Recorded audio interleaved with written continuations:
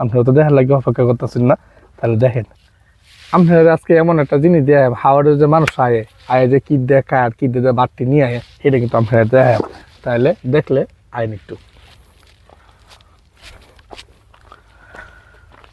আজকে আপনারা দেখা আলতাছি বুঝুন কি সাইডের ভিতরে আছে কি খাবার আছে বেয়ে কিন্তু দেখতে পারবেন, একেবারে বেশি দেখতে পারবেন হাওড়ের মানুষ কি দিয়ে খায়।